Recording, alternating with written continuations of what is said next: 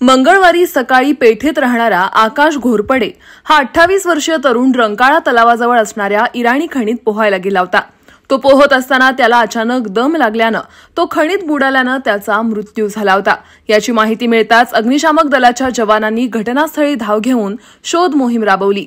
यावेळी अग्निशमन दलाचे जवान स्टेशन ऑफिसर जयवंत खोत, मोहसिन पठाण, प्रवीण ब्रह्मदंडे, सौरभ पाटील, अनिकेत परब यांनी मंगळवारी दिवसभर शोध मोहीम राबवली।